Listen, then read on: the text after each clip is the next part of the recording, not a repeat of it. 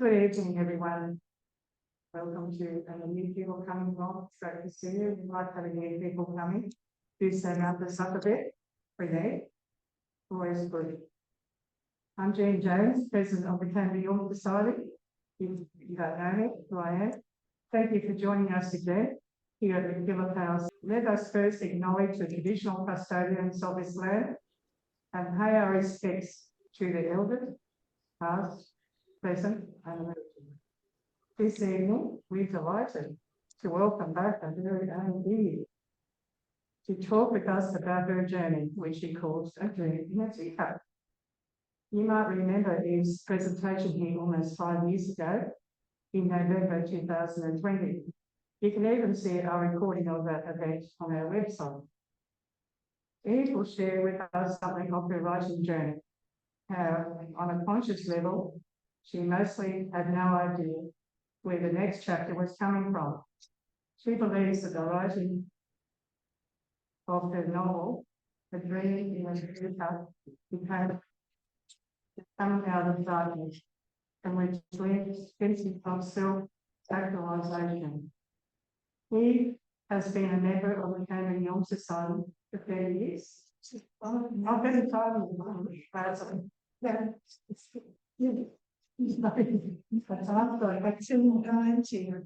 that's pretty amazing. Used to live at the Italian club. That's right. Yeah, I remember that. Yeah. She has a Bachelor of Arts in Social Welfare from Charles Sturt University and a Master's in Theology, Aging and Pastoral Care from the Australian Catholic University. Eve has worked with people who are aging, with dementia and their carers. If you're here on Zoom, please remain muted while Eve is speaking. Use Zoom chat for comments and we'll open up later for discussion. Following Eve's presentation, we'll have a short break for supper over there and resume for discussion and questions, finishing by 10 p.m. Note, we'll be recording this event for later reference. I thank you for the having you tonight. Well, thank you so much.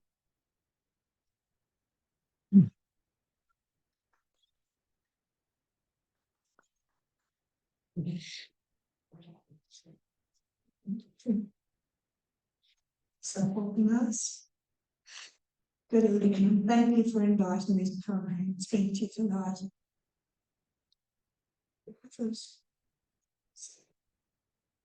When I accepted Jean's invitation, I thought to myself, well, that will be easy. All I need to do is pull out the talk I presented 6 years ago, make a few changes, and that'll be it. However, aside from presenting you with the same hypothesis that I invited my audience to consider 6 years ago, most of what I intend to share with you tonight is new. So to begin with, let's look at their hypothesis. Could being consumed in the writing of a fictional novel for more than 3 years, while at the same time journaling and attending to one's nighttime dreams and daytime active imaginations, possibly be akin to spending comparative amount of time engaged in relationship with a Jungian work analyst? Well, since then, although I haven't given a talk with specific Jungian themes, but because I was born in Canberra over 80 years ago, and rumour is that I have stories to tell and reminiscence to share, several different U3A units, including a history group, have invited me to speak. The history group I spoke to in February was interested in my growing up in Canberra, 1949 to 2004. When I spoke about what was happening politically, what ordinary people were experiencing during that time, and quirky little snippets, such as why Bettina Gorton, akin gardener, requested a fence around the back of the lodge, and no, it wasn't to keep the rabbits out. The group was also interested to hear about the writing of A Dream in a Teacup, set in a working class settlement named Westlake. After quite a bit of thought on how this particular talk would begin, I began by saying, as you are all history buffs and I'm a storyteller, my presentation will focus on the theory that history is all about story and that local history adds depth and authenticity to that narrative. I went on to say that one of history's aims is undoubtedly to create images of the past that help us better understand what we see. Storytellers like myself believe that historical events can be woven into fiction, creating characters and placing them in compelling plots. To expand on my idea about story, I discussed the meaning attributed to cultural myths, narratives, and fairy tales by Jung and some of his followers. I explained in Jungian terms that stories connect us to a beyond that transcends the individual and allows us to tap into and experience universal truths. And it was interesting how, at the end of my talk that morning, it was evident that the novel's historical events resonated with the audience's own memories. So much so that rather than the attendees having questions for me to answer, they mostly wanted to share their own reminiscence of Canberra at that time. And I had a sense that the process helped them gain a deeper understanding of themselves. Now, we don't just have to take the word of Jung and his followers about these matters. In recent times, neuroscientists, cognitive psychologists, and evolutionary biologists have drawn together to a standard theory of understanding the conscious mind and where storytelling fits in with that. The brain develops stories to filter and make sense of the daily flood of information. In other words, it would be difficult to stay sane without our ability to tell stories. Speaking from my own experience as a reader of historical novels, these tales of bygone wisdom resonate and nurture me. And as a writer, I know that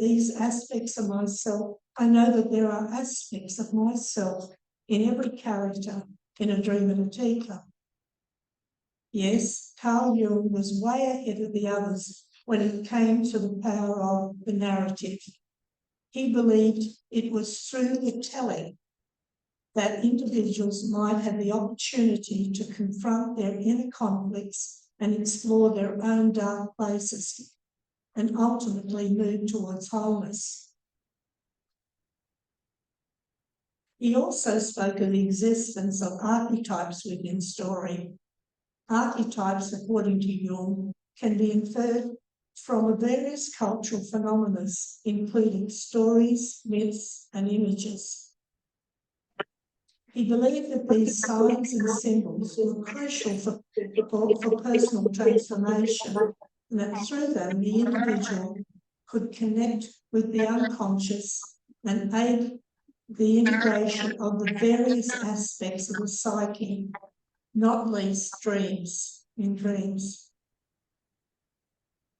According to Jung, there is nothing random about the order of our dreams.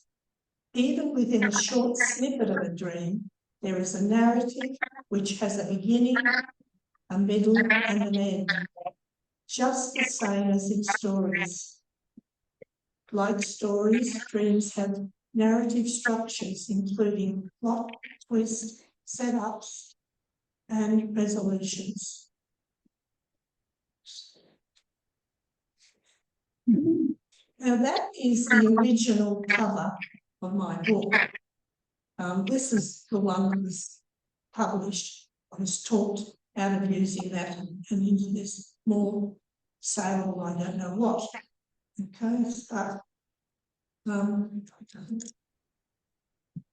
but From studying Jung and others, I have come to see dreams as a form of spontaneous, symbolic self-betrayals of the unconscious.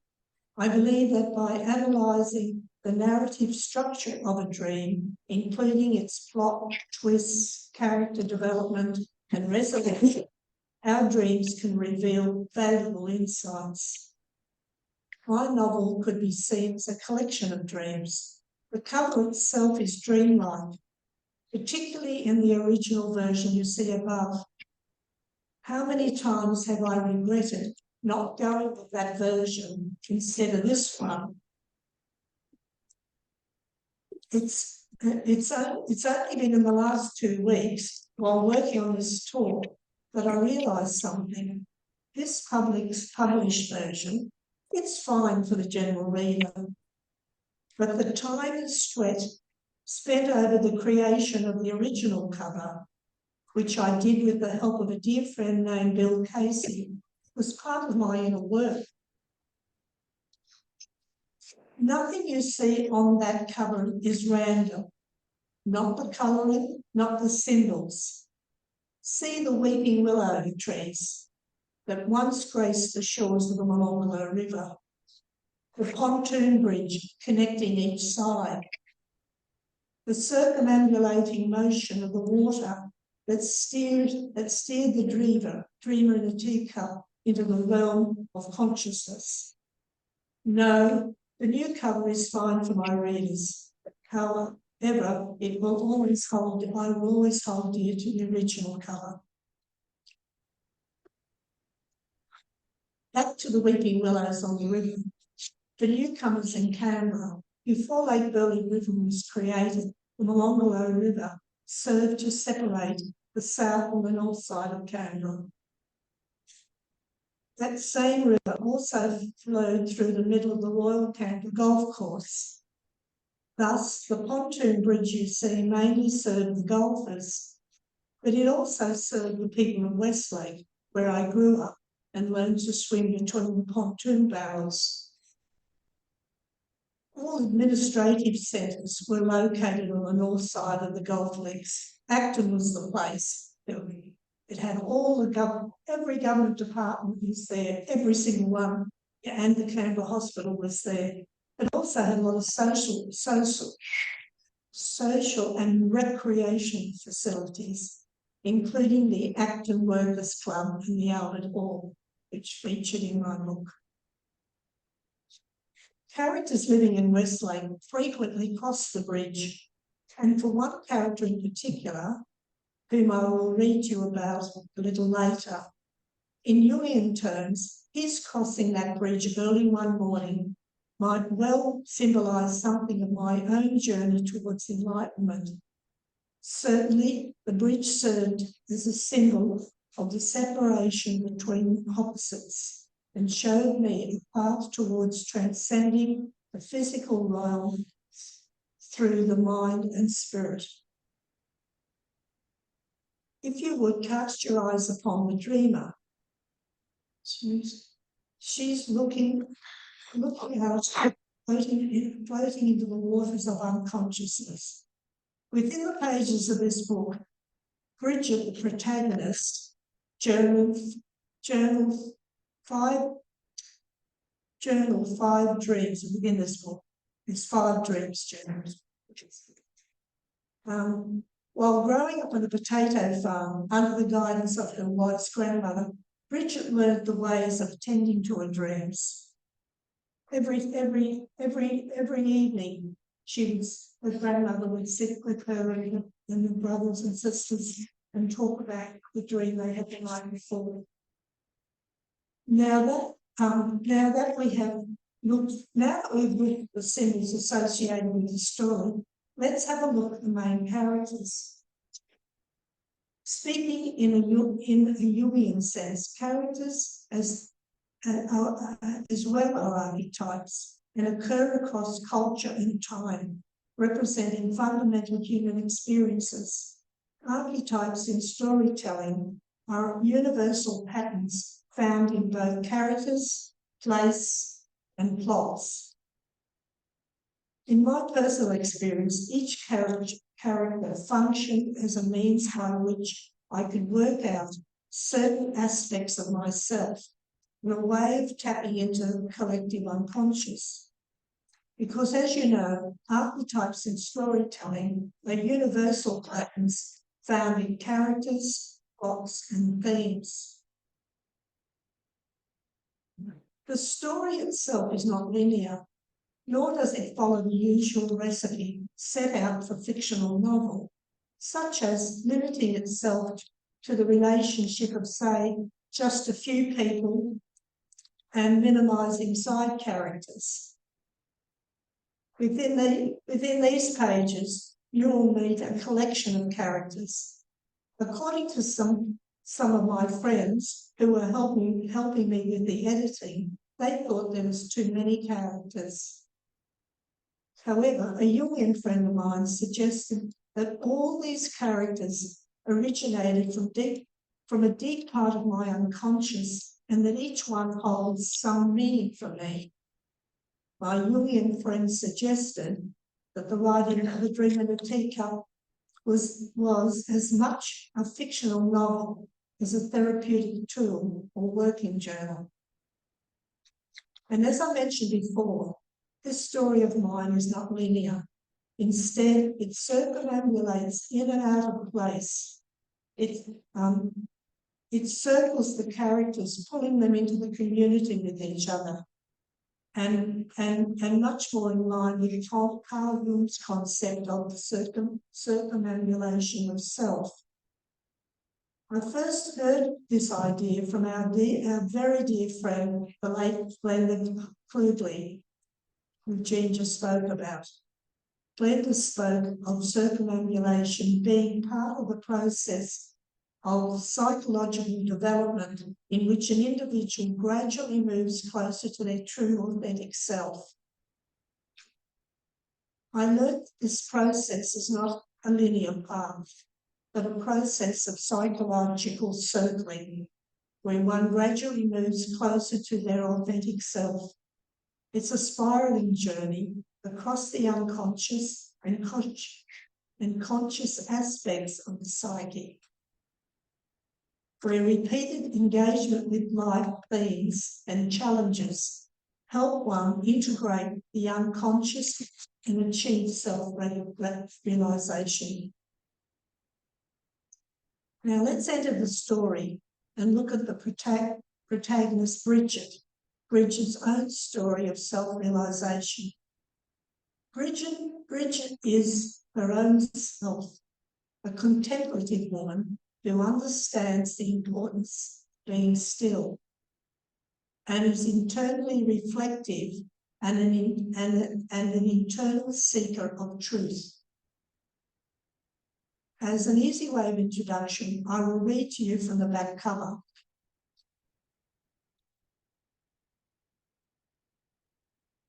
As the train pulled out of Central Station, anxious and bewildered Bridget Mary O'Brien sat staring out the window as the train wrenched her away from the sanctuary of the cloistered life she had lived for almost 7 years. In Canberra, worldly and shamelessly carnal Dougal Alexander McGregor, widower and negligent father, was actively seeking a wife to help him make a home for his 4 children. A Dream in a Teacup is set in Westlake, a Canberra workman's settlement in 1949.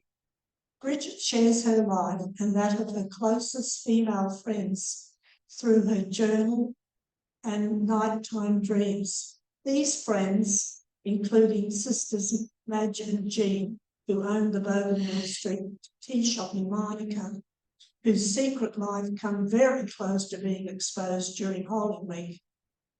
Join these remarkable women on a pilgrimage of self-discovery, laugh and cry with them in their daily struggle to make sense of their lives in what was very much a patriarchal society. Time when women brainwashed into narrowly defined roles and hampered by the constraints of men in power, politics and the church. And then rejoice with Bridget when it appears she has indeed managed to create her own heavenly place.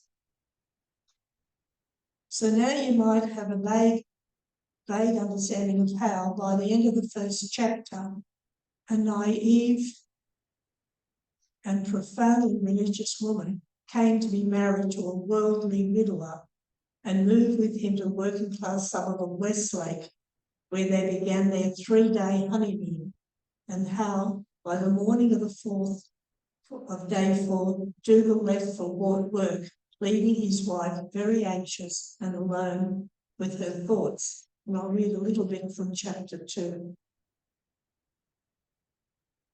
So Dougal's gone to work.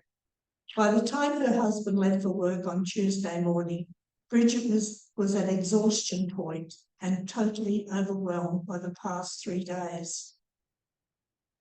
Immediately after seeing him off at the back door, she filled an enamel dish with water as hot as she could stand and carried it to her bedroom, where she modestly bathed her bruised and tender parts. Bridget was trying hard, but she was finding it very difficult to equate marital sex with the blessed sacrament of marriage. She could not help it. She just felt totally violated. How could it be that once the wedding vows had been exchanged, what used to be sinful is suddenly lawful and acceptable in the eyes of both God and his church, Bridget wondered.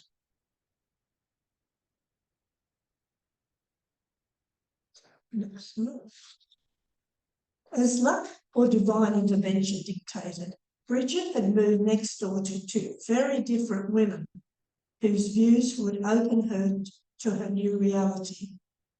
On the right side lived Annie Reardon, a wise crone who welcomed women from all walks of life into her home, where together they would read the signs in the dregs of tea leaves. In the words of Gabriel Ryan, who happened to share her experience with Bridget, Gabriel was telling Bridget, she said, "I've learned so much about myself and I can't explain how it happened. It certainly hasn't been from anything Annie said.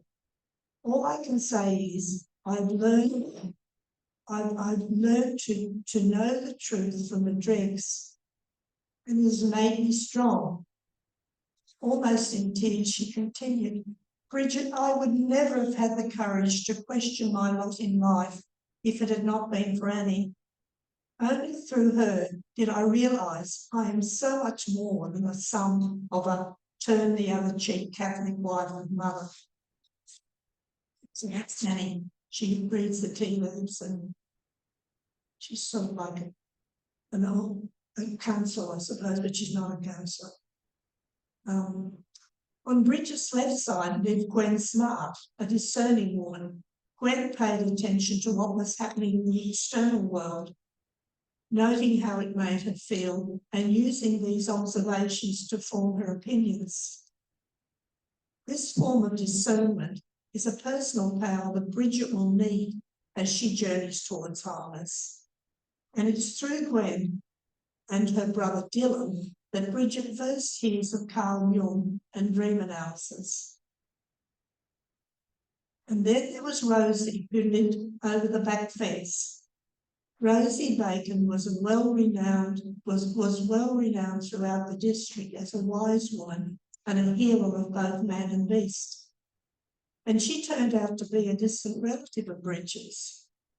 As Bridget was dying, and within these pages, you will read how, call it destiny, Bridget plays a profound role in the birthing of Rosie into her next life.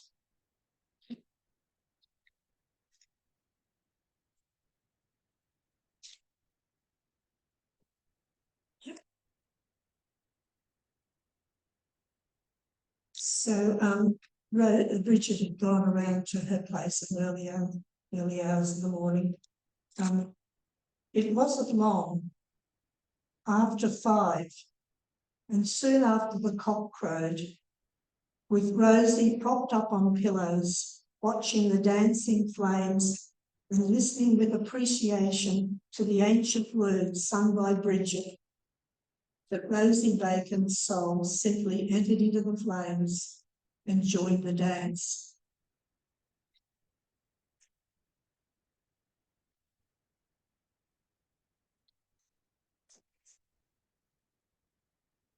And so then there was Father O'Doherty, whom I created as an example of adherence to a set of principles laid down by authority as indisputable truth and claimed to have been communicated by divine revelation. And then there's one other,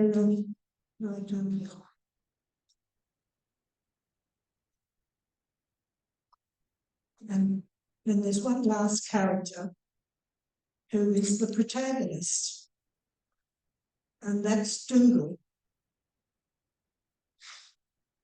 So we need to go back to that paragraph where I mentioned characters living in Westlake who frequently cross the bridge. Characters living in Westlake frequently cross this bridge, and one of the characters in particular, whom I will read you later, which is now in a Jungian term, is his crossing that bridge early one morning might well symbolise something of my own journey towards enlightenment. Certainly, the bridge served as a symbol of separation between opposites, and showed me the path towards transcending the physical realm through the mind and spirit. The character I've referred to was the antagonist, namely Dougal Alexander McGregor, that's Bridget's husband. So let me tell you a little bit about Dougal. When his wife died, leaving him with 4 little children, he was living in his hometown in New South Wales. Because he was not coping with his wife's death and literally dropped the bundle, his in-laws brought the children to Canberra. After some time, he moved to Canberra, found a job, digs with a mate, and put his name down for a government house. Almost every Saturday night from then onwards, he and his mates attended dances in and around Canberra. He loved dancing, he loved singing. Dougal was a great dancer and was sometimes invited on stage to sing with the band. After meeting Bridget and marrying her, he continued to attend dances, particularly when they were held at the Akin Workmen's Club, which was just a hop, skip and jump from the Acton cottages where the beautiful Miss Ruby Laurie lived. Ruby looked like Rita Haywood. She had auburn hair, and Dougal fell in love with her, but she was married. Ruby's husband often worked away on weekends, and so when the dances at Acton coincided with her husband's weekends away, Dougal joined her at her home for supper or something. Well, not long after Dougal's marriage to Bridget, he called in for supper again or something, leaving before sunup and returning home to Westlake across the links and the pontoon bridge, where he encountered a platypus and her babies. What do we know about the platypus? Well, they hold deep spiritual significance in Aboriginal tradition. It's shaped like a duck and has webbed feet. It lays eggs and nurses its young with milk, and it possesses venom. Sounds like a paradox, don't you think? Certainly a good symbol for contradiction. Dougal, the character, like the platypus, was a fundamental paradox. Enough about Dougal, yeah? So now we're going to move away from the characters and go to the crossroad. This crossroad is a symbol of where Bridget found herself as she entered married life at the age of 30. It also symbolises where I was in the early 1980s, then in my early 40s. Like Bridget, I also found myself at crossroad, in particular when it came to Catholicism. I was still carrying the guilt imposed on me by the likes of Father O'Doherty, but at the same time, I was becoming courageous enough to think and question the dogma. And honestly, I had no idea who I was. Yes, I knew I was someone's wife, I was someone's mother, I was employed, and I was a student. But that did not stop me from crying out, yes, I know that, but who am I? Then, before I attended Glenda Klugel's course at the ANU, I discovered Carl Jung. While studying psychology at the TAFE, my assignment was to give a 10-minute talk on Jung, and from that moment on, the search for meaning in my life began. The more I read, the more his thinking resonated with me. I was compelled to underline, highlight statements and opinions that aligned with my own innate truth. I'm sure you've all had that yes moment. I know that, and what's more, I've always known it. Later, when studying theology at ACU, I encountered the 11th century mystic named Hildegard von Bingen, and she was already sprouting these kinds of ideas long before Jung. It was then that it dawned on me that nothing is new. These concepts were not revolutionary, but had always been known by seekers. It was exciting for me to experience that sense of knowing and link it with Jung's theories of the collective unconscious being a repertory of humankind's psychic heritage and of instincts and archetypes. When Bridget began her married life in Westlake, she shared Father O'Doherty's views, in contrast to her close neighbours, who had very different guiding principles. And then she had a dream.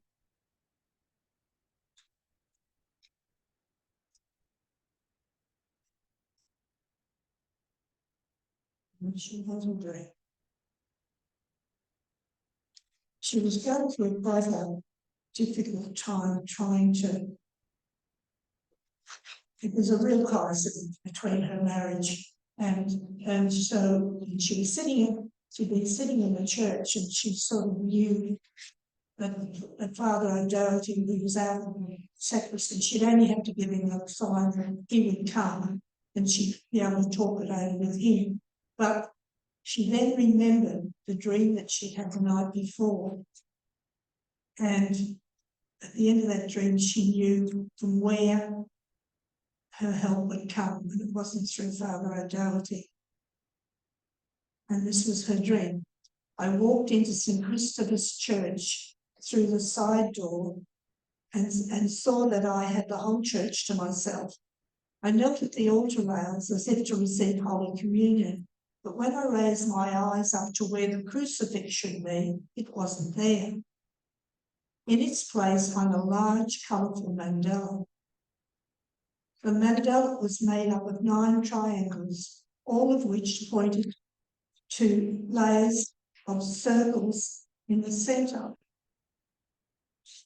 From somewhere up in the ceiling of the church, an illuminating light was shining down on the mandala and simultaneously hitting each of its points. I felt dazed and astonished. Tears were rolling down my cheek and on my lips. I tasted the tears and they were not salty. I then touched my face and realised that I'd been crying tears of blood. Bridget was still reeling from yesterday's revelation and knew that Father O'Doherty's solution would not be sufficient. Of late, Bridget had been remembering her grandmother's strength and recalling how much she needed it. The dream showed her from where that strength might come. Yes, she said firmly, the time is here to confer with Annie. So she was going to Annie.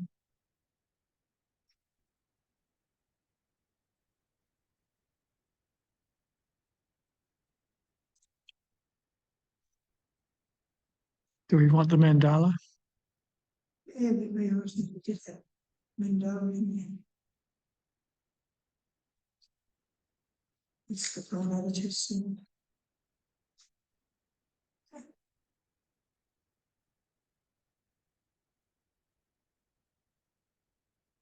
Oh, yes, and then we had a drink.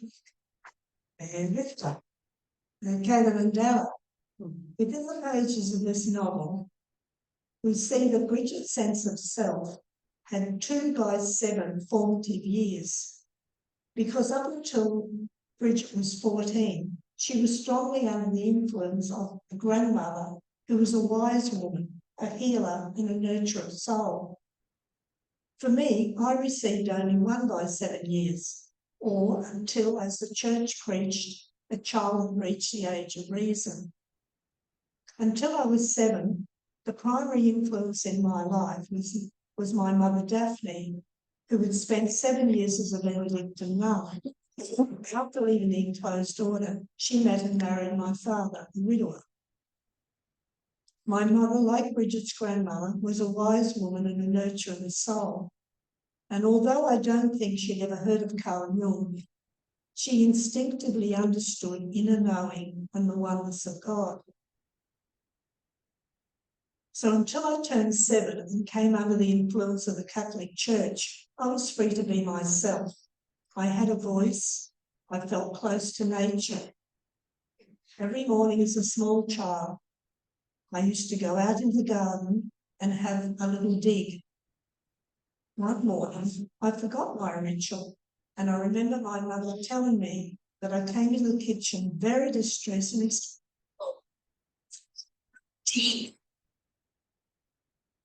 time, I did not understand why this daily activity meant so much to me, or why one must dig deep into one's unconscious to discover oneself.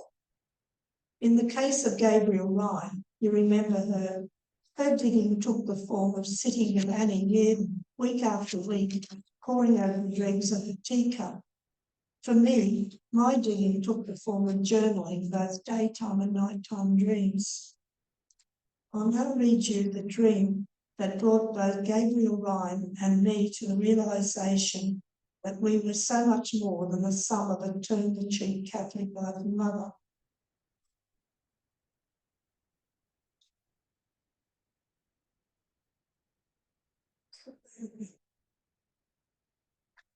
And I had this dream as a reoccurring dream for a while.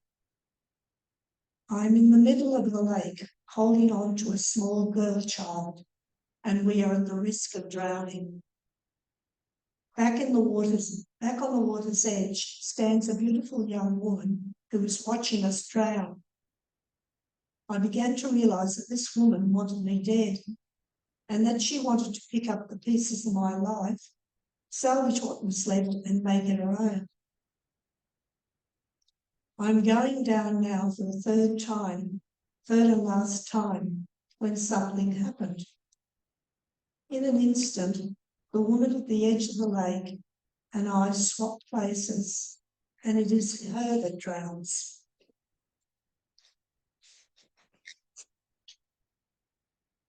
Looking back at the journals, I realised that I'd had this dream several times. Not exactly, but always a baby girl in the arms of a drowning woman. And you know, I've never had that same dream since. And so to conclude, all I can say is the writing of my dream in a teacup became my redemption, my emerging from darkness. It provided me with momentary glimpses of self-actualization and several of what I call good experiences. And I will leave you all to have the last say. I write to reveal myself to myself and be yourself in the lives of your characters. Thank you.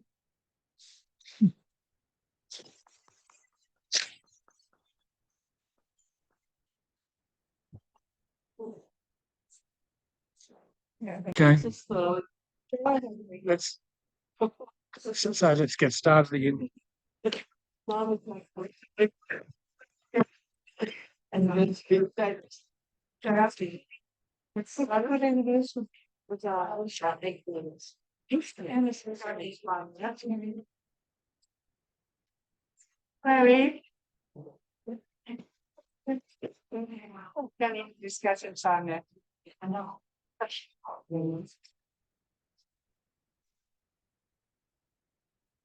Please come here, what you can carry for $20 if you want a Bible over here. It's $20. Please book. Make a very interesting reading.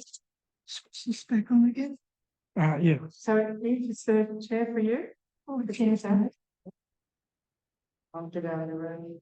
You're welcome.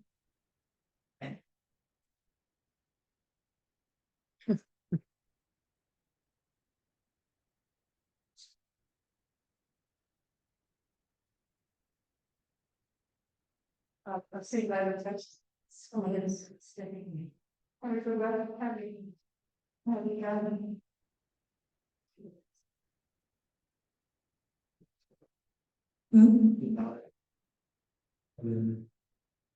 You're online. It's not on here. Yeah, this is the one that picks up the for the here. Well, this is the angle. All right, okay. First of all, I think I was talking to one of the ladies, and she said that I called Dougal my protagonist instead of the antagonist.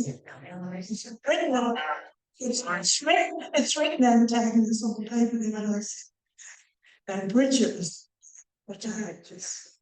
Dougal is the antagonist. Very tactical. Mhm. Very telling. Absolutely. But when you decided that you were going to work on, did you start with imagine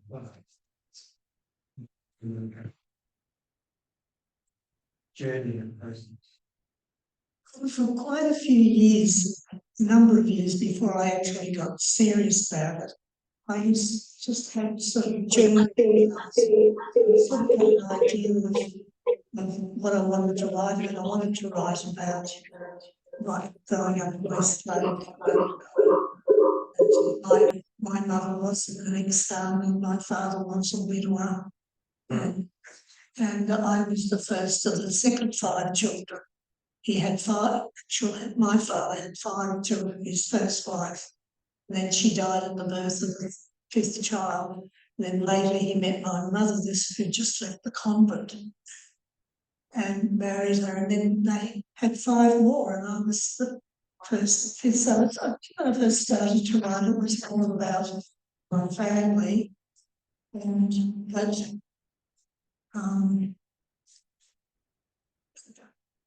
Was it like a memoir? no, it was never going to be like a memoir. It was always going to be a story, fictional. But along the way, when I was younger, the microphone so people can hear. Yes, thanks. it just formed. Yep. It's no longer. It wasn't even my writing in a lot of ways, you know. It was just. I call her Bridget my muse, or Daphne my muse, my mum, and the muse sort of writes it for me. And it's not until after you've written it, you think, I didn't even know I knew that. Yeah. It just took on a life of its own. Did you find that in this Well,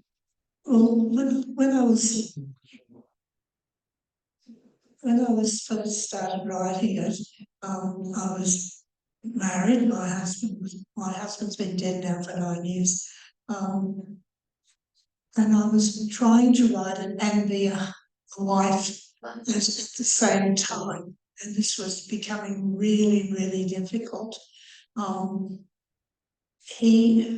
In the end, I think he was jealous of, you know, like I'd have to bargain. He would say, "Now look, going into my room, you know, and I'll come out at 11 o'clock and we'll go out the front and we'll sit and have morning tea together, you know, and then I'm going back in again, then after lunch, you know, we'll go to the beach or do whatever we want to do.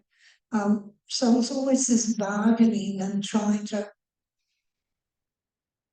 be two people, yeah. And so it was really, really difficult. But then when after he died, it was like writing the book then became my therapy, I think, because I'd get up at 5 o'clock every morning and I'd be at it. And you know, I'd do 2 or 3 hours or something.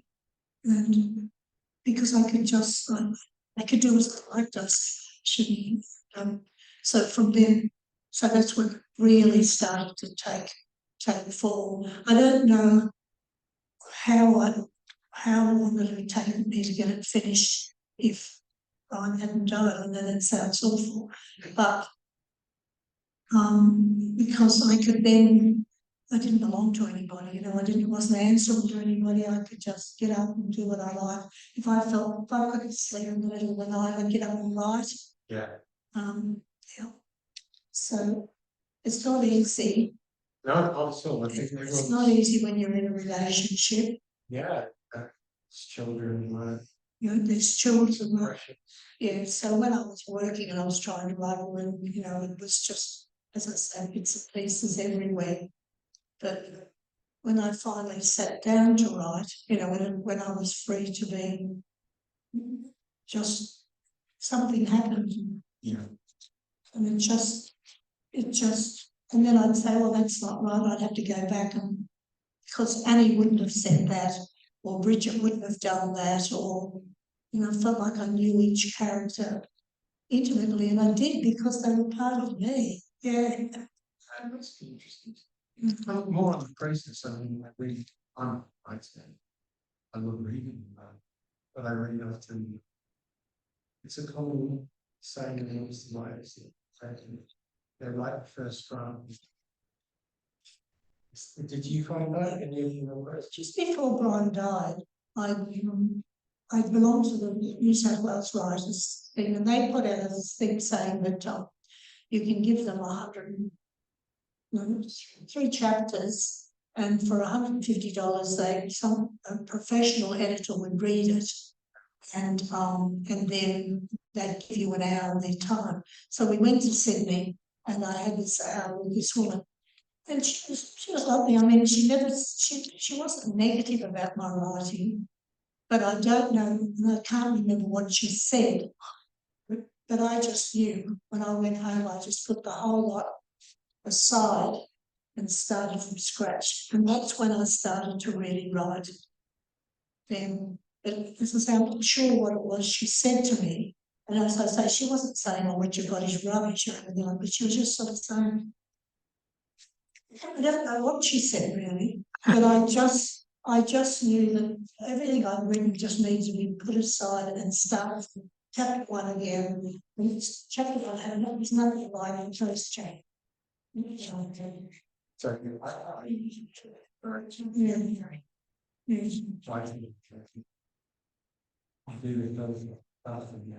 So lots of drafts. That's the secret. But then I thought, right, chapter 1 is when Bridget got married, you know, whereas before I had when she's leaving the convent in Sydney, I had, you know, starting from there and then go back, you know, starting from this. I'm just gonna. Anyone obviously there are any questions? We can talk a little bit. Just so everyone knows, this is for the recording show. Just so people can go online and hear what the question is. So does anyone What was it like getting published? I self-published. Yourself published? Yeah. So, I mean, that sounds incredible. No, it's not. It's very easy. Is it? When you try and find somebody who can publish me, you know, I think it's very difficult. No, so I mean, I just doesn't matter to me. I can write, but I can't spell. I'm almost dyslexic, you know. I mean, I need, so for every chapter of that book, one particular friend, but several, one particular friend read it, and then, you know, and then she put red pencils all through, red markers through it, and then I'd go home and I'd fix that up, and we'd read it again. So each chapter was sort of edited as I was going along, and then once I was completely finished, then I had I got about 15 or 16 copies just made, and then friends who I know who are quite good at editing and have good command of the language and all that sort of stuff. You read it for me, you read it. And so then they would just mark, you know, things with it, and then I'd sit at the computer and get the first one, fix it all up, then put it in the bin and get the next one and fix it. Sometimes it was the same thing, sometimes it was something completely different. And then once I got the whole thing done, then I got a friend who sort of kind of like a professional editor, and then she read it through. And then once I got it, then I just got somebody to typeset it, you know, put it in the form, and then sent it out to Fish Week and had it printed. It's really nice. That's amazing. Have to get another one. Oh yeah, get another, yeah. Yeah. It's different. No, you just That's great. yeah, it's not difficult to self-publish, but it's yeah, and since then I've just given it to and it's almost like you can the audio thing, but yeah, so no, and I just had a book launch, and I think I had over 100 people come, and You can kind of along to you came, that's right, yeah, and yes, I had a book launch, and then I don't really sell, you know, advertise it, or just before Mother's Day or something, I might put a thing on Facebook, you know, if you're wondering what your mum would like, because it's really a book that's young people wouldn't get it. They have no idea about how women were under the control of men and the church, and I mean they just don't get it, you know. So it's really a book for let's say women 16, and men like it too. But it's mostly women like it. But I found that I've got a little what do you call, a little fan club of men who grew up in Canberra. They love it because I mention real people's names, and they're not my characters, but I drop in, you know, when the boy Brophy might have been going, just, you know, that's those old names. And I mention things like the Eastlake Football Club, who won the premiership that 1949 or something. And so they love it because they go, oh, I know him and I know him. And so, you know, I often get a phone call from a friend saying, my brother wants another copy, he wants to get it to his mate or whatever it is. But they like the reminiscence about it. Reminiscence in all countries. Yeah, yeah. I'm in a nice feeling. Yeah. So I knew what you meant. Yeah. So I'm not sure what you mean by describing a FEN number. Is it a tax number? Yeah, I think it is. Right. Yeah. So it's It is a tax number. so you've got your setting it up. So in the book you'll see it. It's probably in there somewhere. Yeah. But you have to sell a lot of copies to have to pay tax. Oh, I don't have to pay tax. We've had a bit of a history with this. If anyone wants to do self-publishing, talk to us, and particularly John Gill, because who was in and out tonight. Kirsten's not that well, but it's on. Kirsten's not here. and he's done half a dozen books. Pretty much. Yeah, And you'll see the front is an ISB and an international something or other book. yeah. Yeah, it's nothing to do with the tax product. That's, It's important for copyright and so forth, you know. yeah. And it's registered that way with the National Library. And then you've got your agreement to give 3 copies Yeah. to the national. So that, Oh, no. So every, it's in the slides. Yeah, the yeah. ISS number is serials and the ISB number is book. And then I gave a few to the different libraries around Canberra, so you can get it from the library. Yeah. So it's just another way of registering your place in the mainstream of published books. Yeah. Costs little or nothing to get it. No, I can't remember. I don't think it cost anything, or maybe I can't remember. No, probably. It wasn't difficult. I think it's just made a phone call. And somebody told me how to do it. It's easy. Probably the fellow, the gentleman that did the typeset, you know, he typeset, he probably told me. Yeah. Anyone wanting to do it, he's got this experience, obviously, but also in particular John Gillett, because getting your book in paper form and then also available through Amazon or And that's Kindle really and easy so forth. to put it through Amazon. It's very easy to Because you can do it at cost. buy computerised websites. Yeah. Certainly sounds very much like everything. It's you know, that helps. It's easy.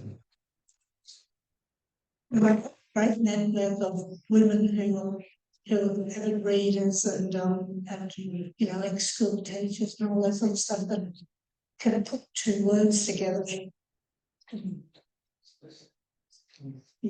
I can write it, but my friend Maria, who is helping me at the moment with this book that I'm writing at the moment, you know, she says, well, I can't think up these stories. She said, I know how they should sound, but she said, there's no way I can think. She can't come up with the stories, but once I've written it down, she knows how it should sound. You know, she'll be editing mine and she'll look at it and say, no, it's fine.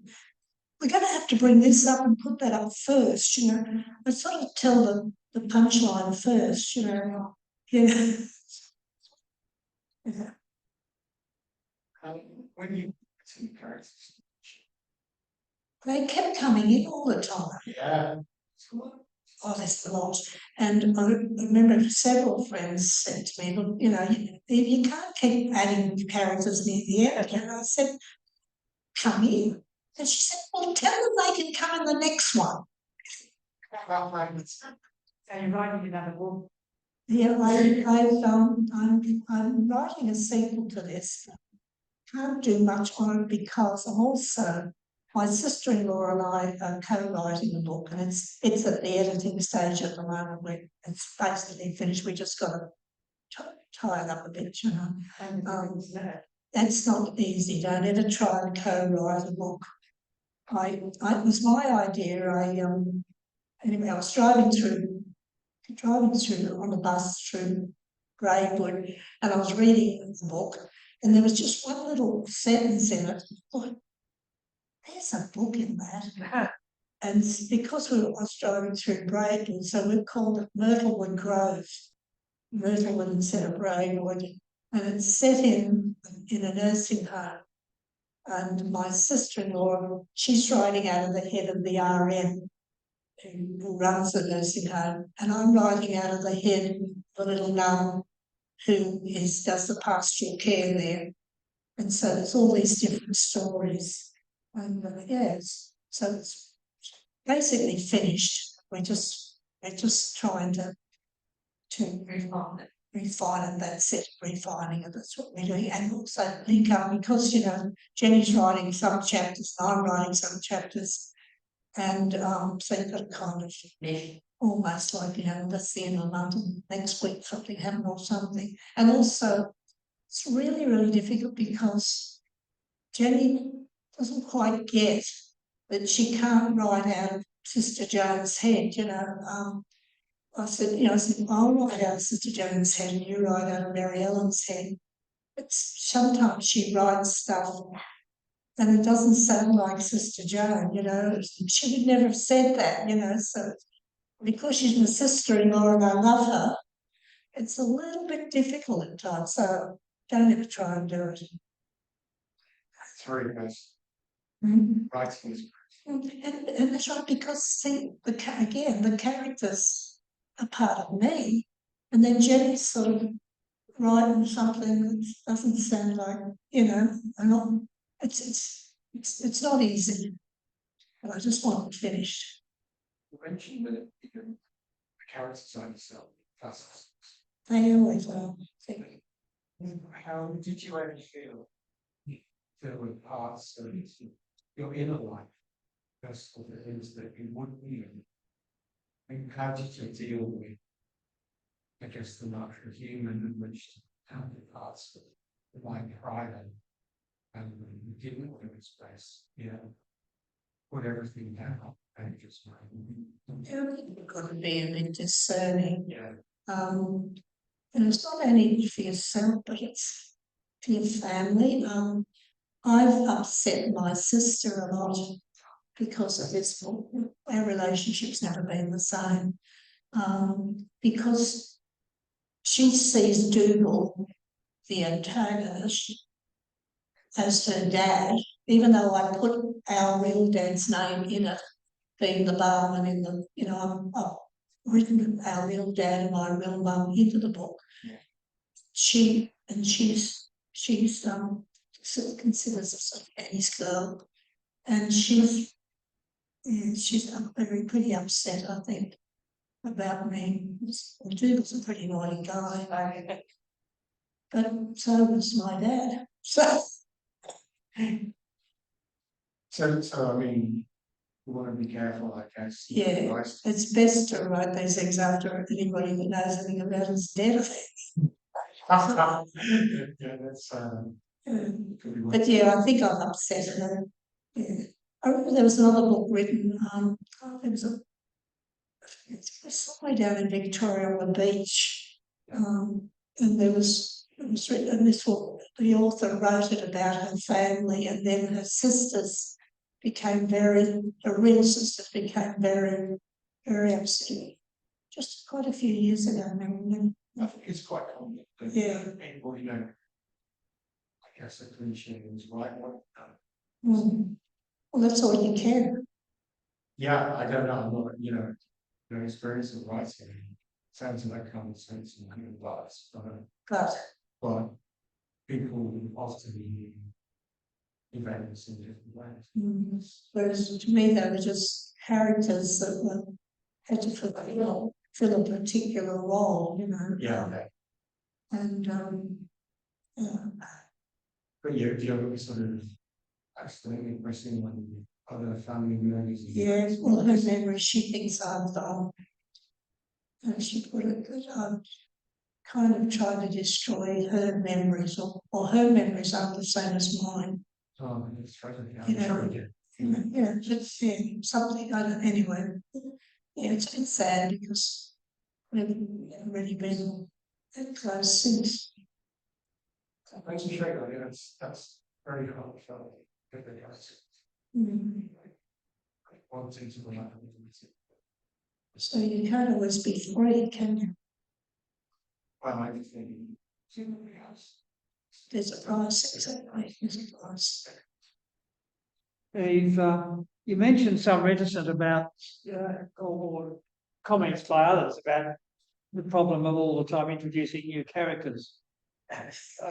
When I was in primary school in the 1950s, I used to go home for lunch, and at 1 o'clock, my mother would be listening to Blue Hills by Gwen Merritt. Yeah. 5,795 chapters, in which an enormous number of new characters would come and go to Gwen Meredith's whim. Yeah. Maybe this sequel could be the start of a very long writing history for you. Well, I have so many people who read the book. They say, when's this book? When are you getting this ready? I want to know what happened to this one. Because I left at the end of it a lot of loose ends, you know, all sort of suggestions of what could happen. And, you know, somebody's husband's dying, so therefore, you know, maybe she might be, you know, there was just all these little loose ends. And people want to know, you know, when are you going to, when are you going to write it? Because we, you know, we want to know what happened. Well, Charles Dickens, of course, when writing David Copperfield, used to have to hurry to finish each chapter, to hurry the manuscript down to the publisher in order to pay that week's rent, you know. Sure. Yeah, so you're not on your own if you sort of have a bit of stress about this question of continuity.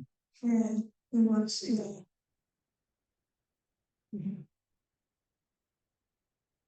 In terms of bravery, are there any novels or authors that have been done with your I mean, No, a lot of fictional novels, a lot of historical novels. I'm probably a simple reader. I love Maid Binchy. If every now and then someone would say to me, oh, you know, you write a bit like Maid Binchy. To me, that's a compliment. Because for me, when I read Maid Binchy, it's like I'm just sitting around having a coffee with a couple of friends and we're chatting. You know, it's that very connection, yeah. And so I like, yeah. Oh. So, you know, I'm not real keen. I don't read a lot of biographies. I kind of need to personally. Hmm? I feel that I should be reading that. Yeah. Often more, isn't it? I don't read a lot of biographies. To what extent do you think your novel is? To what extent do you think your novel, Dreaming the Teacup, is biographical? It's a document of the characters. Well, there's a lot of my inner self in it, you know.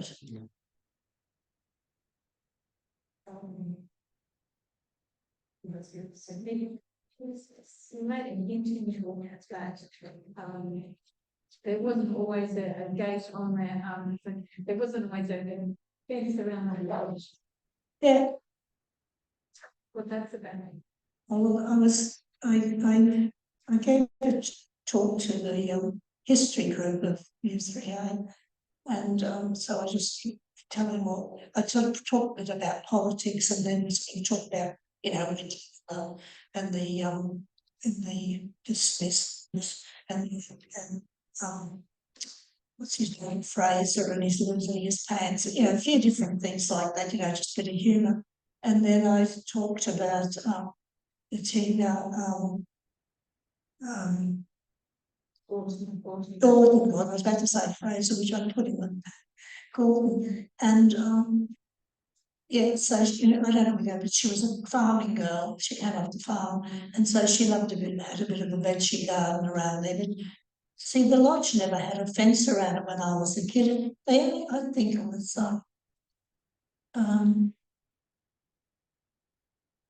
who was it?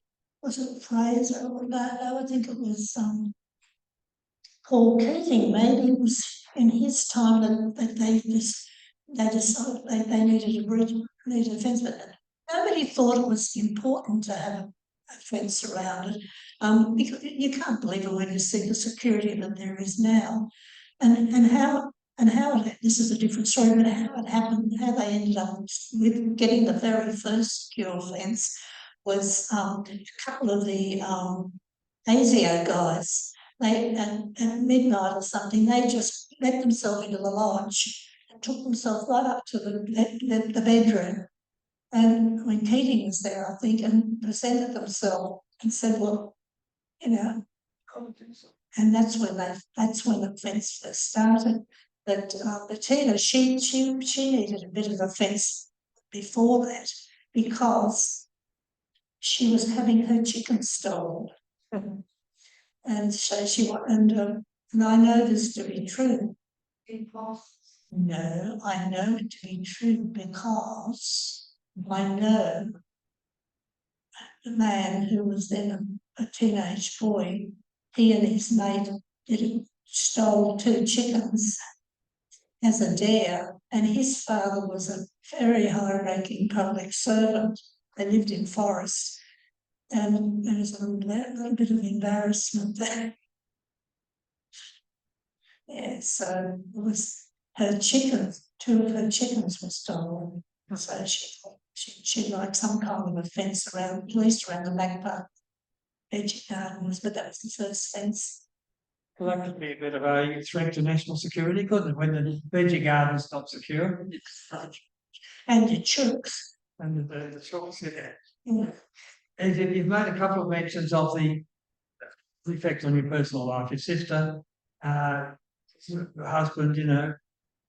Do you have any words of advice for the spouse or close family member of an aspiring author? I think it's just so full, you know, because you kind of block them out a bit. It's a very personal passion, isn't it? A crusade that you're on. With an uncertain amount of commitment and time required. Well, particularly when prior to that, you know, you're a couple that you're always available for each other, you know, and I mean, it's all like the man goes out to work and when he comes home, you're there and you have to cup of tea ready and, you know, nurturing. But then you all of a sudden, you know, you're not available. Yeah, not available. And I remember saying to one, but Dale, this is like my job, you know. This is instead of going to work, you know. It's like set up. Yeah. So, do you ever think that, latest president ever worried about you can? No, I don't think he was particularly. I don't think so.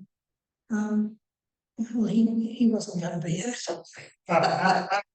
Maybe he was. No, I don't think that was a worry. No, it was just the time we were sort of partly retired. You know, we were still both working a few days a week in Canberra, but we also had our place at the coast. You know, so we go down the coast. As instead of us doing all the things together, we were doing some things together because I was shutting myself away in my room. And you were selling chocolates for the Jung Society. Mm-hmm. You were selling chocolates for the Jung Society. That's right, that was before, that was when I was still working.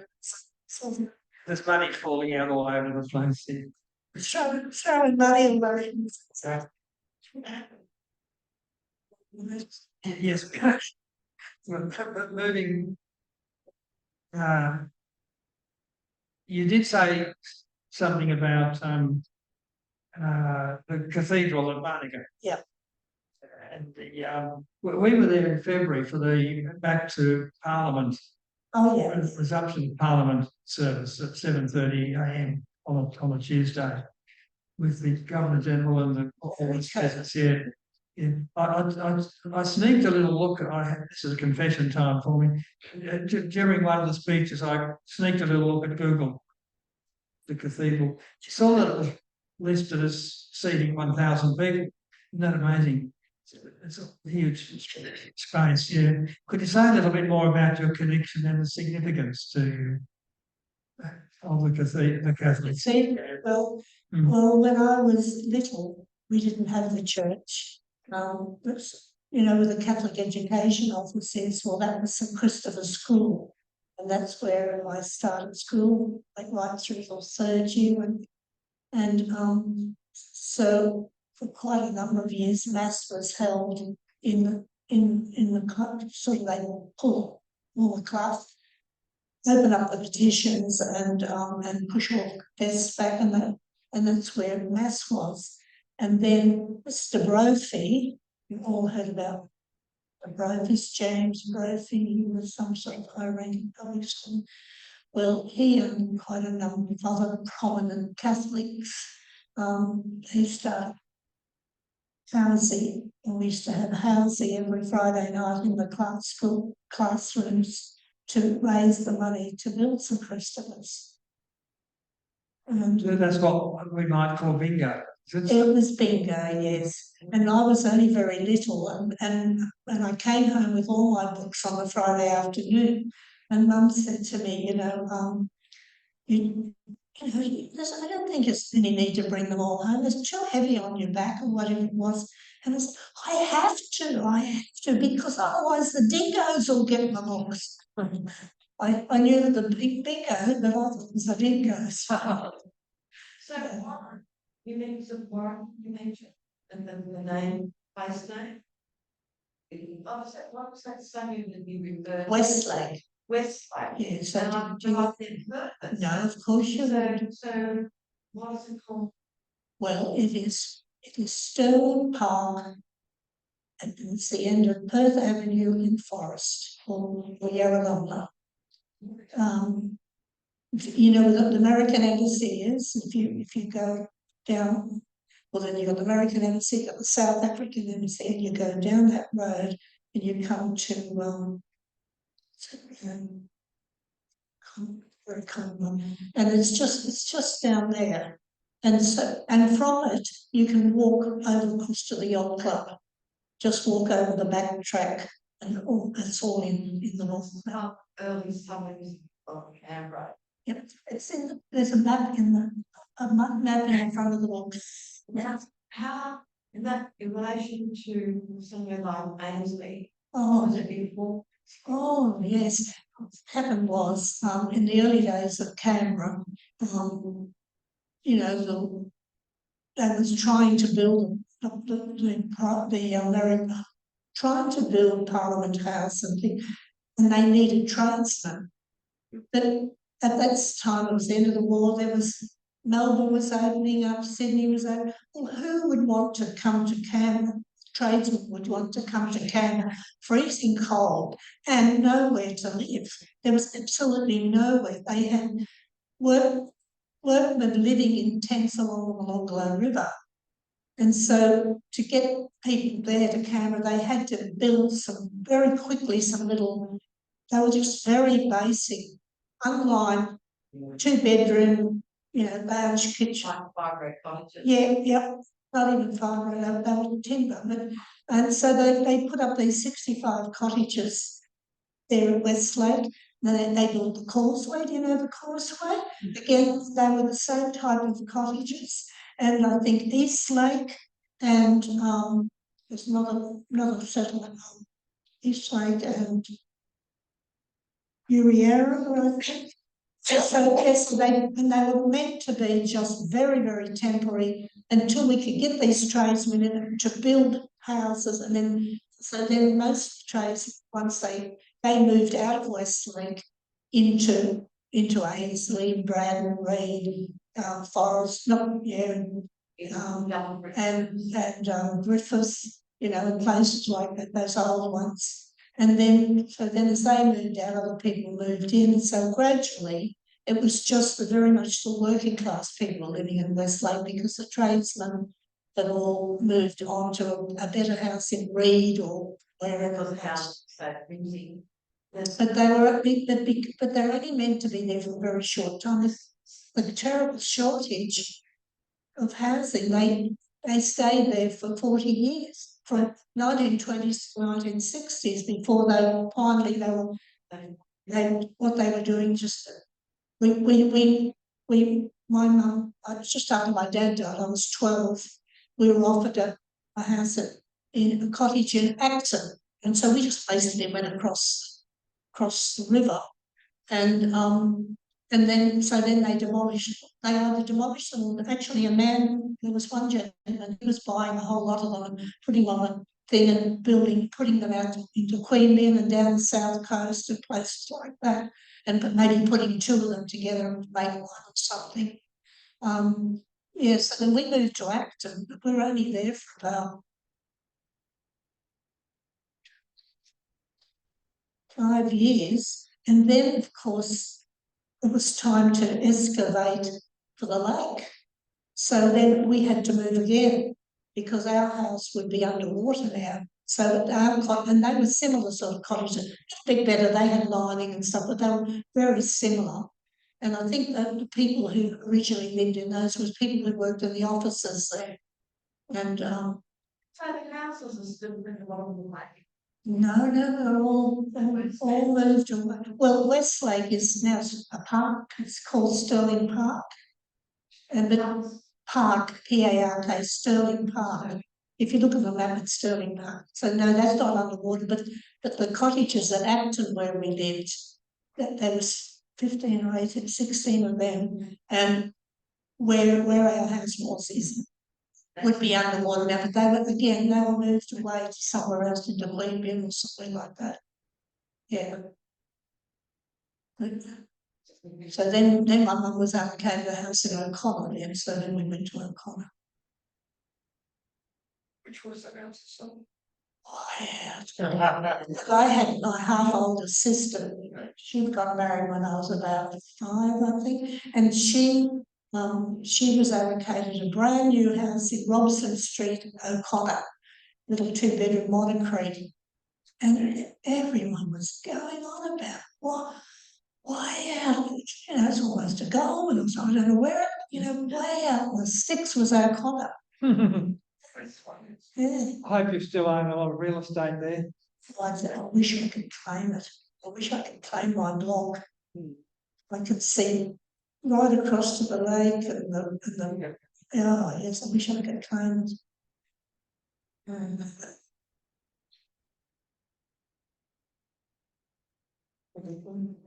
Yeah, but Westlake it was only meant to be there for a very short time. It was temporary, a temporary place, but temporary for 40 years. But it was a wonderful, wonderful community. It really was. Growing up there, they were all working class people, but everybody had a job and everybody, had like my dad had a vegetable garden, chickens, fruit trees, and everybody sort of helped each other out. And I can remember on a Sunday, sometimes women had come to our gate and asked my dad to buy lettuce, some tomatoes, onion, things, and if he's got any spare eggs. What sort of date are we talking about there? What date? Yeah, what decade? This would have been in the early 1950s. 50s, yeah. Well, that's what John. That was the old golden age of the 20th century. Yeah, we didn't have much, but we all had a warm bed to sleep in and food and. Not like you. Mm-hmm. Not like you. Yeah. Did talking years, did you, when you were growing up, Wait till people finish talking. did you see many European migrants? We did. So I was thinking probably the later 1950s, as families were moving out of Westlake, European migrants were moving, and we had neighbours next door to the Lekoviches, we had Musics, we had them all over the place. Yeah, so Westlake had quite a lot of migrants living there, and even before they got their government house there, some of them were having rooms at least. I mean, the houses were little. I can remember there was migrants living in like the lounge room and the front room or something, and some of them were living in a shed out the back. And we had what was called a cubicle in the back of that place, it's mentioned in the book, and that had people would let their cubicle out, to the migrant family. We talk about shortage of housing. Never shortage of housing there. We're so spoiled today. And we all had borders. Everybody had borders. After my dad died, my mum had a border. So it's 10 o'clock. Really amazing to go back and look at the history. I remember just a little tip. My grandmother lived in Canberra. She had a little house with chickens and things. And as a child, I used to come and spend time with her. We go walking around everywhere, because she used to be a midwife. So where did she live? She lived in Narrabunga. In Narrabunga. We used to go walking everywhere. And I remember before the lake was filled, we go down in a bus, down into the lake, no water. And I remember going there with her. And I remember riding my bikes around Canberra with my cousin to Woden. There. Because, oh, we'll just go for a ride around Woden. Nothing much, no, only a couple of new houses. That was The freedom of kids. so it's pretty amazing when you look at that. Anyway, thank you very much for the couple of interests having you here tonight.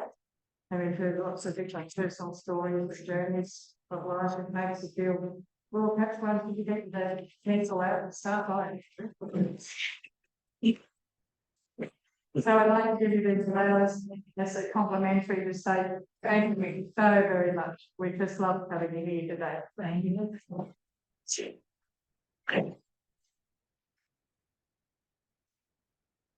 So we need to keep bringing and keep writing. Yes, keep writing. We're going to do anyway. Next month is Friday the 3rd of October. We have our guest speaker, a long-term friend Shauna. Be talking about the PhD studies in consciousness and psychosis. So we are looking forward to that. I will also meet you here. And then the next day, on Saturday, the 4th of October, we have a well-known Dr. David Russell coming to present a daytime workshop labelled God as an Archetype and Carl Jung as Hero. This will also be here in the Hewlett Centre. And check the website for details. The next event coming up in November is our 41st anniversary of the Jung Society in Canberra. So keep a look out for that. We've had to make a few changes, so we'll try and keep you updated. What's the website? That's the ultimate reference. Going on, because we've had to work with a few friendly people and trying to change things. So also we have available is a half-year special price for $38 for the $20 to see the session. As a member, you get free Friday nights, entrance, lively borrowing over here, and a great deal of privilege of serving on the committee if you want, or do something, or you can help somewhere with chairs or something like that. For all the goodies and much more involving, watch the website, and we'd love to have you again next time. It should be quite interesting night. Thank you very much for coming along tonight, and we'll see you next time. See?